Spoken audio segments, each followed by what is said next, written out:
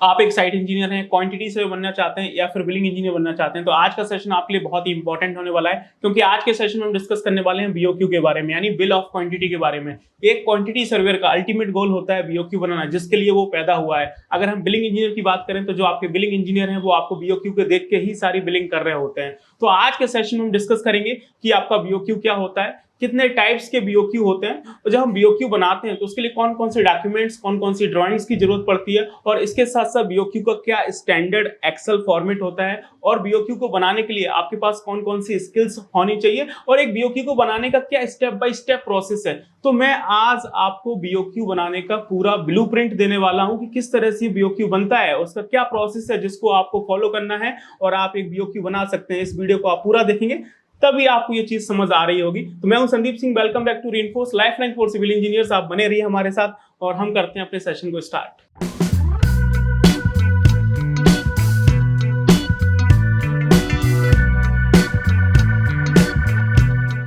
तो सबसे पहले हम ये समझते हैं कि बीओक्यू क्या होता है, यानी बिल ऑफ क्वांटिटी। तो बीओक्यू आपका एक बहुत ही इंपॉर्टेंट डॉक्यूमेंट है जिसमें सारा का सारा काम, यानी सारे के सारे आपके आइटम्स एक प्रॉपर सीक्वेंस में लिखे होते हैं कि आपका जो क्लाइंट है वो कॉन्ट्रैक्टर से साइट पे क्या काम कराना चाहता है, उस काम की क्या स्पेसिफिकेशन है, उस काम की क्या क्वांटिटी है, उस काम का क्या रेट है, वो सारी चीजें आपको बीओक्यू मिल रही होती है। यानी बीओक्यू आपके पूरे प्रोजेक्ट का आपको एक फाइनेंशियल रिपोर्ट दे रहा होता है, यानी पूरे प्रोजेक्ट को बीओक्यू में समराइज किया जाता है। यानी आप सिंपल भाषा में इतना समझ सकते हैं कि एक कॉन्ट्रैक्टर साइट पे क्या काम करेगा, उसका क्या वर्क ऑफ स्कोप है, वो चीजें आपकी बीओक्यू में होती हैं। और जो आपके प्रोफेशनल क्वांटिटी सर्वेयर होते हैं वो आपके बीओक्यू को ड्राफ्ट कर रहे होते हैं। बहुत सारे इंजीनियर तो यही सोच रहा होता है क्वांटिटी सर्वेयर क्या क्वांटिटी निकालनी है, अरे एलबीडी करना आपका काम नहीं है। जो प्रोफेशनल क्वांटिटी सर्वेयर होते हैं उनका काम होता है बीओक्यू को ड्राफ्ट करना, और अगर आप बिलिंग इंजीनियर हैं तो आपका काम है बीओक्यू को देख के आपको बिलिंग करना। बिना बीओक्यू को बिलिंग नहीं होती है, और बीओक्यू इतना इंपॉर्टेंट है, इस बीओक्यू के बिना कोई भी आपका क्लाइंट हो, चाहे गवर्नमेंट बॉडी हो चाहे प्राइवेट बॉडी हो, वो आपका टेंडर रिलीज नहीं कर सकते हैं। क्योंकि जब आपका टेंडर रिलीज होता है तो आपका बीओक्यू ही अपलोड किया जाता है ई टेंडरिंग की वेबसाइट पे, जिसके ऊपर सभी के सभी कॉन्ट्रैक्टर्स आपके रेट कोट कर रहे होते हैं। इतना इंपॉर्टेंस है इस चीज का। आगे चलते हैं, नेक्स्ट हम बात करेंगे टाइप्स ऑफ बीओक्यू के बारे में। अगर हम बात करें कि बीओक्यू कितने टाइप का होता है तो आपको 4-5 टाइप का आपको बीओक्यू देखने को मिलेगा, जिसमें सबसे पहले आता है आपका आइटम वाइज बीओक्यू, फिर उसके बाद आते हैं आपके आइटम रेट वाइज बीओक्यू, फिर आपका आता है परसेंटेज बेस्ड बीओक्यू, और फिर आपके आते हैं सिंगल लाइन का बीओक्यू। तो ये 4 तरह के बीओक्यू होते हैं। अब ये 4 तरह का बीओक्यू किस तरह से होता है, किस तरह से बनता है, वो आप मुझे कमेंट करके बताएंगे। तो आने वाली सेशंस में हो सकता है कि हम इन 4 अलग तरह के बीओक्यू के बारे में आपसे डिटेल में डिस्कस कर रहे होंगे, लेकिन अभी के लिए इतना ही काफी है। आगे हम बात करेंगे कि जो आपका बीओक्यू होता है, तो जो हम बीओक्यू बनाते हैं तो उसमें कौन कौन सी चीजें रिक्वायर्ड होती हैं। तो बीओक्यू बनाने के लिए बीओक्यू में हम लोग क्या कर रहे हैं, एक तरह से आपका पूरा डिटेल एस्टिमेशन हो रहा है प्रोजेक्ट का, जिसमें हम पूरे प्रोजेक्ट को समराइज कर रहे हैं। तो इसके लिए सबसे इंपॉर्टेंट है आपके पास ड्राइंग का होना। तो कोई भी क्लाइंट होता है वो सबसे पहले आपकी ड्राइंग्स बनवाता है, तो हमारे पास प्रोजेक्ट्स की पूरी कंप्लीट ड्राइंग्स होनी चाहिए। जैसे यदि हम बिल्डिंग प्रोजेक्ट्स की बात करें तो हमारे पास कंप्लीट आर्किटेक्चरल ड्राइंग्स होनी चाहिए, स्ट्रक्चरल ड्राइंग्स होनी चाहिए, जो आपका एमईपी वगैरह होता है, मैकेनिकल, इलेक्ट्रिकल, प्लम्बिंग की ड्राइंग्स होनी चाहिए। तो उन सभी ड्राइंग्स को एनालिसिस करके, पढ़ के, समझ के कि क्लाइंट आपसे क्या चाहता है, उन सबको देख के आपका बीओक्यू बन रहा होता है। बिना ड्राइंग्स के आप बीओक्यू नहीं प्रिपेयर कर पाएंगे। और इसके बाद जो आपको दूसरी चीज रिक्वायर्ड होती है वो होते हैं आपके रेट, कि मार्केट में किस काम का क्या रेट चल रहा है। क्योंकि ड्राइंग से तो हम लोग आइटम को फाइंड आउट कर रहे होते हैं, और यदि आपको रेट चाहिए तो उसके लिए आपको रेट एनालिसिस आना चाहिए, या फिर आपको इस बात का आइडिया होना चाहिए कि मार्केट में किस काम का क्या रेट चल रहा है। यदि हम स्किल की बात करें कि अगर आपको बीओक्यू बनाना है तो आपके पास मेनली 2 स्किल्स होनी चाहिए। पहला, आपको क्वांटिटी टेक ऑफ आना चाहिए कि एक प्रोजेक्ट में जितने भी पॉसिबल आइटम्स हैं उनका हम लोग क्वांटिटी टेक ऑफ करके कैसे मेजरमेंट शीट बना सकते हैं। और दूसरा, आपको कॉस्टिंग आनी चाहिए, यानी आपको रेट एनालिसिस आना चाहिए कि किस तरह से किसी आइटम का हम लोग रेट एनालिसिस कर सकते हैं। यदि आपको ये 2 स्किल्स आती हैं,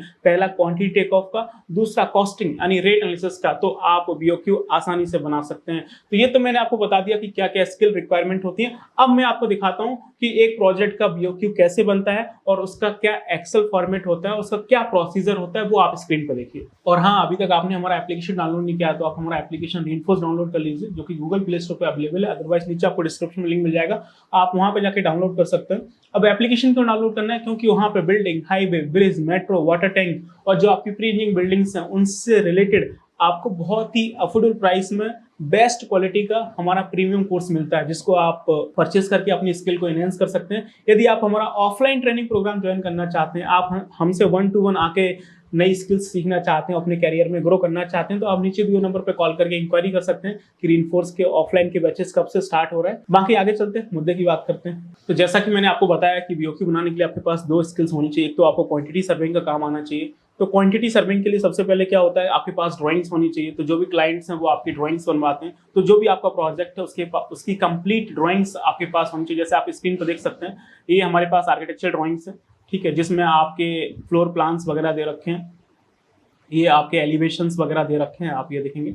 इसके बाद आपकी स्ट्रक्चर ड्राइंग्स वगैरह होती हैं, जिसमें आपके फाउंडेशन के लेआउट प्लान्स वगैरह होते हैं, प्लिम के लेआउट प्लान्स वगैरह हैं, कॉलम के लेआउट प्लान्स वगैरह दे रखे हैं, उनकी शेड्यूलिंग वगैरह दे रखी है। इस तरह से आपके पास ड्राइंग्स होती हैं। तो आपके पास कंप्लीट ड्राइंग चाहिए, आर्किटेक्चर ड्राइंग्स चाहिए, स्ट्रक्चर की ड्राइंग्स चाहिए, जो आपकी फिनिशिंग की ड्राइंग्स होती हैं, इंटीरियर की ड्राइंग्स होती हैं, वो आपको चाहिए, और जो आपकी एमईपी की ड्राइंग्स होती हैं, मैकेनिकल, इलेक्ट्रिकल, प्लम्बिंग की ड्राइंग्स होती हैं। तो ऐसे क्वांटिटी सर्वर आपको सभी ड्राइंग्स को पहले अच्छे से एनालिसिस करना है। ऐसा नहीं है कि एक क्वांटिटी सर्वर ही सारा काम कर रहा होता है। आप बड़ी बड़ी कंसल्टेंसीज में देखेंगे जो कि क्वांटिटी टेक ऑफ का काम करती हैं, तो वहां पे आपका पूरा प्रोजेक्ट 3 डिपार्टमेंट में आपका बटा होता है। कुछ आपके क्वांटिटी सर्वर होते हैं वो सिर्फ आपका स्ट्रक्चर वर्क का क्वांटिटी टेक ऑफ करते हैं, कुछ आपके क्वांटिटी सर्वर होते हैं वो आपका पूरा इंटीरियर वर्क का टेक ऑफ कर रहे होते हैं, और कुछ आपके क्वांटिटी सर्वर होते हैं जो आपके एमईपी का काम करते हैं, मैकेनिकल, इलेक्ट्रिकल, प्लम्बिंग वर्क का टेक ऑफ कर रहे होते हैं। तो आप देखेंगे बेसिकली 3 पार्ट में पूरा क्वांटिटी सर्विंग का डिपार्टमेंट बटा होता है। तो ऐसे क्वांटिटी सर्वे सबसे पहले आपको क्या करना है, जो भी आपकी ड्राइंग्स है उन ड्राइंग्स को सबसे पहले अच्छे से एनालिसिस करना है, पढ़ना है और समझना है, और ये देखना है कि इन ड्राइंग्स में आपका जो क्लाइंट है वो आपका क्या काम करवाना चाहता है। तो उन सभी काम्स को फाइंड आउट करके हमें अपना मेजरमेंट शीट बनाना होता है, जो कि आप देख सकते हैं। तो बीओक्यू बनाने के प्रोसेस में सबसे पहले आपको क्या तैयार करना पड़ेगा, सबसे पहले आपको मेजरमेंट शीट तैयार करना पड़ेगा, जो कि कुछ आपको ऐसा दिखेगा। तो ये है हमारा मेजरमेंट शीट। तो ऐसे क्वांटिटी सर्वर सबसे पहला काम है आपका मेजरमेंट शीट प्रिपेयर करना, तभी आप बीओक्यू प्रिपेयर कर पाएंगे। बिना मेजरमेंट शीट के आपका बीओक्यू प्रिपेयर नहीं हो सकता है। तो सबसे पहले हम लोग ये मेजरमेंट शीट बना रहे होते हैं, जिसमें ऐसे क्वांटिटी सर्वर हम लोग क्या करते हैं, सभी आइटम्स को फाइंड आउट करते हैं कि जो आपका प्रोजेक्ट बनने जा रहा है, जिस प्रोजेक्ट का आपका जो क्लाइंट है वो प्लान कर रहा है, तो उस प्रोजेक्ट को साइट पे एग्जीक्यूट करने के लिए क्या क्या काम करना पड़ेगा, वो सारा काम हम लोग यहाँ पे फाइंड आउट करते हैं ड्राइंग के थ्रू। और उस काम का जो भी ड्राइंग में लेंथ दिया रहता है, जो भी ड्राइंग में ब्रेथ दिया रहता है, जो भी आपका डेप्थ दिया रहता है, उसका इस्तेमाल करके हम लोग यहाँ पे क्वांटिटी निकाल रहे होते हैं। तो आप यहाँ पे देख सकते हैं मेजरमेंट शीट का स्टैंडर्ड फॉर्मेट है, हमने यहाँ पे एसओआर नंबर लिखा हुआ है। आप चाहें तो इसको लिख सकते हैं, नहीं चाहें तो कोई जरूरत नहीं है। यहाँ पे आपके सारे आइटम डिस्क्रिप्शन आ जाएंगे, यहाँ पे आपका यूनिट है, यहाँ पे आपके नंबर ऑफ मेंबर आ जाएंगे, यहाँ पे लेंथ है, ये आपका ब्रेथ है, ये आपका डेप्थ है, और यहाँ पे आपको तीनों को मल्टीप्लाई करेंगे तो क्वांटिटी आ जाएगा, और यहाँ पे आपका टोटल क्वांटिटी आ जाएगा। तो सबसे पहले ऐसे क्वांटिटी सर्वर आपको उन सभी ड्राइंग्स का एनालिसिस करना है। ड्राइंग्स को एनालिसिस करके जो भी आपके पॉसिबल आइटम्स बन रहे हैं, बिल्डिंग प्रोजेक्ट्स में अलग तरह के आइटम्स होते हैं, हाईवे के प्रोजेक्ट्स में अलग तरह के आइटम्स होते हैं, ब्रिज के प्रोजेक्ट्स में अलग तरह के आइटम्स होते हैं। तो जो भी आपके पॉसिबल आइटम्स हैं, सभी पॉसिबल आइटम्स को आपको यहाँ पे मेंशन करना है। आपके सब स्ट्रक्चर में कौन कौन से आइटम्स बनेंगे, सुपर स्ट्रक्चर में कौन कौन से आइटम्स बनेंगे, आपके इंटीरियर वर्क में कौन कौन से आइटम बनेंगे, आपके एमईपी वर्क में कौन कौन से आइटम बनेंगे, वो सारे आइटम्स आपको यहाँ पे मेंशन करने होते हैं। और ड्राइंग से देख के जो भी आपका वहाँ पे लेंथ दे रखा है, ब्रेथ दे रखा है, डेप्थ दे रखा है, क्वांटिटी दे रखा है, उसका वहाँ से टेक ऑफ करके मल्टीप्लाई करके हम लोग यहाँ पे क्वांटिटी निकालते हैं। जैसे हमने ये बिल्डिंग का बना रखा है, यहाँ पर सरफेस ड्रेसिंग है, तो ड्राइंग में जो आपको लेंथ ब्रेथ डेप्थ दे रखा है उसको मल्टीप्लाई करके देखेंगे, ये 231 मीटर स्क्वायर आया है। आपका अर्थवर्क एक्सकवेशन का काम है, तो पूरे प्रोजेक्ट में आपकी 20 फुटिंग है, तो उसका जो लेंथ डेप्थ है उसको मल्टीप्लाई करके आपका 176 मीटर क्यूब आया है। फिर आपका स्टोन सॉलिंग का काम है, 20 फुटिंग में स्टोन सॉलिंग हो रहा है, तो उसका लेंथ ब्रेथ डेप्थ जो ड्राइंग में दे रखा था उसको मल्टीप्लाई करके आप देखेंगे करीबन 12.5 मीटर क्यूब आपका स्टोन सॉलिंग का काम है। उसके बाद देखेंगे आपका पीसीसी वर्क हो रहा है M15 ग्रेड का, तो 20 फुटिंग में आपका लेंथ डेप्थ देखेंगे तो करीबन 6.5 मीटर क्यूब आपका पीसीसी का काम है। उसके बाद आपके आरसीसी के 2 आइटम बनते हैं, एक below the plinth level meter cube में और एक above the plinth level meter cube में ग्रेड के हिसाब से। तो आपकी 20 फुटिंग उसमें आपका आरसीसी वर्क होगा, वो आपका 27 मीटर क्यूब जाएगा। आपका शटरिंग वर्क का आइटम बनेगा मीटर स्क्वायर में। इस तरह से आपके प्रोजेक्ट में जो भी पॉसिबल आइटम्स हैं, सभी पॉसिबल आइटम्स को आपको आइटम्स डिस्क्रिप्शन में लिखना होता है। और उसके बाद ड्राइंग में जो लेंथ है, जो ब्रेथ है, जो डेप्थ है, मल्टीप्लाई करेंगे क्वांटिटी आएगा, टोटल क्वांटिटी आएगा। तो ये ऐसे क्वांटिटी सर्वर सबसे पहला काम है मेजरमेंट शीट को प्रिपेयर करना, जिससे हमें ये पता चलेगा कि आपके प्रोजेक्ट में कौन कौन से काम होने हैं और कितनी क्वांटिटी में होने। उसके बाद यदि आपका स्ट्रक्चर वर्क है तो आपको स्टील का भी क्वांटिटी निकालना पड़ेगा, जिसके लिए आपको बीबीएस भी आना चाहिए। तो जितने भी आपके आरसीसी मेंबर है सभी का आपको बीबीएस शीट बनाना पड़ेगा। जैसे फुटिंग का बीबीएस शीट बनेगा, फिर कॉलम का, फिर आपका बीम का, फिर आपका फ्लोर स्लैब का, फिर आपका सेकंड फ्लोर का, फिर आपकी स्टेयरकेस का। इस तरह से आपको सारी बीबीएस की सीट्स वगैरह बनानी पड़ेंगी, जिससे आपको ये पता चलेगा कि आपके प्रोजेक्ट में कितना स्टील लगने वाला है। उसके बाद फिर फाइनली हम लोग अपना बीओक्यू ड्राफ्ट कर रहे होते हैं। तो ये बीओक्यू का स्टैंडर्ड फॉर्मेट है जो आप यहाँ पे देख सकते हैं। यहाँ पे आपका सीरियल नंबर आएगा और यहाँ पे आपका आएगा एसओआर का नंबर। अब ये एसओआर नंबर क्या होता है मैं आपको बता दूं। जितनी भी स्टेट गवर्नमेंट्स होती हैं, हर स्टेट गवर्नमेंट का पीडब्ल्यू डिपार्टमेंट होता है जो कि हर 1 या 2 साल में अपना एक शेड्यूल ऑफ रेट रिलीज करता है। जैसे दिल्ली का आपका डीएसआर है, हरियाणा का आपका एचएसआर है, इसी तरह से यूपी बिहार एमपी का अपना शेड्यूल ऑफ रेट होता है जो कि हर 1-2 साल में उनके पीडब्ल्यू डिपार्टमेंट रिलीज करते हैं। तो उनके अकॉर्डिंग हर आइटम का एक स्टैंडर्ड क्लॉज होता है, वो आपको यहाँ पे लिखना होता है। उसी क्लॉज से गवर्नमेंट के सारे प्रोजेक्ट्स और टेंडर्स वगैरह रिलीज हो रहे होते हैं। तो यहाँ पे देखेंगे, अगर आप दिल्ली के अंदर आपका प्रोजेक्ट है तो आपका डीएसआर लगेगा। अगर आपका बिहार के अंदर प्रोजेक्ट है तो बिहार गवर्नमेंट का जो आपका एसओआर होता है वो हम लोग यूज कर रहे होते हैं। तो यहाँ पे आपका एसओआर नंबर आ जाएगा। हर आइटम का एक स्टैंडर्ड क्लॉज होता है, वो आपको यहाँ पे लिखना होता है। यहाँ पे आपका आइटम डिस्क्रिप्शन आ जाएगा। जितने भी आपके पॉसिबल आइटम्स हैं, सभी आइटम्स का हमें यहाँ पे आइटम डिस्क्रिप्शन लिखना होता है। अब ये आइटम डिस्क्रिप्शन कैसे लिखा जाएगा, तो जब आप किसी भी गवर्नमेंट का एसओआर खोलेंगे तो वहाँ पे आपको आइटम डिस्क्रिप्शन होता है। जैसे मैं आपको जस्ट फॉर एग्जांपल बता दूं कि हमारे पास ये हरियाणा शेड्यूल ऑफ रेट है, तो यहाँ पे आपको सारे पॉसिबल आइटम्स आपको यहाँ पे दे रखे हैं। जितने भी पॉसिबल आइटम्स हो सकते हैं सब आपको यहाँ पे दे रखे हैं। देखेंगे आपका अर्थवर्क का काम दे रखा है, डिसमेंटलिंग का काम है, कंक्रीट वर्क है, ब्रिक वर्क है, क्लैडिंग वर्क है, फ्लोरिंग फिनिशिंग वर्क दे रखा है, वुडर वर्क दे रखा है।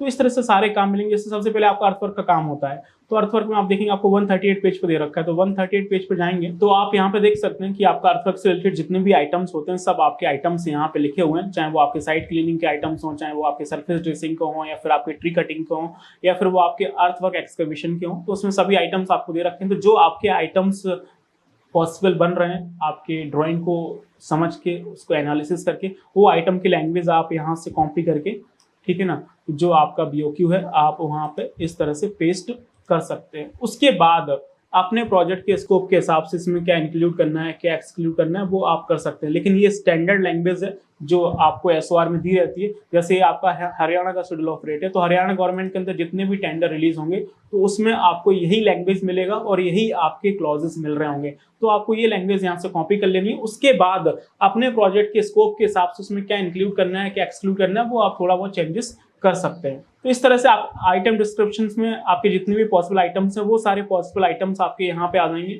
वो आपको यहाँ पे मेंशन करनी है। उसके बाद जो आपने आइटम की क्वांटिटी निकाली है वो आप यहाँ पे मेंशन कर सकते हैं। ये देखेंगे मेजरमेंट शीट में हमने सारे आइटम्स की क्वांटिटी निकाली थी। हमने स्टार्टिंग में मेजरमेंट शीट बताया था, तो उसमें हम लोगों ने सभी आइटम्स का क्वांटिटी निकाला था। तो जो भी आपका आइटम्स का क्वांटिटी आया वो आइटम्स की क्वांटिटी आप यहाँ पे लिख सकते हैं। उसके बाद आपको स्टार्ट करनी है अपनी दूसरी स्किल, वो है आपका रेट एनालिसिस यानी कॉस्टिंग का काम। तो जो आपके गवर्नमेंट के प्रोजेक्ट्स आते हैं तो उनको कॉस्टिंग का इतना इशू होता नहीं है, क्योंकि एसओआर में आपको रेट दिए रहते हैं, तो वहीं से डायरेक्टली टेंडर रिलीज कर देते हैं। तो यहाँ पे आप देखेंगे आपको तीनों तरह के रेट मिल रहे होंगे कि कोई भी काम है तो उस काम को कराने में आपका कितना लेबर इन्वॉल्व होगा वो आपको यहाँ पे दे रखा है, कितनी मशीनरी का इन्वॉल्वमेंट होगा, कितना मटेरियल का इन्वॉल्व होगा, और टोटल रेट आपको यहाँ पे दे रखे हैं। तो आपकी गवर्नमेंट को टेंडर रिलीज करना है तो यहाँ से रेट उठा लेती है, ठीक है ना। यहाँ पे देखेंगे जैसे सरफेस ड्रेसिंग का काम आपको दे रखा है तो उसका रेट आपको दे रखा है 12 रुपये पर स्क्वायर मीटर। आपको ट्री कटिंग करना है तो उसकी आपको आइटम्स यहाँ पे अलग अलग दे रखे हैं।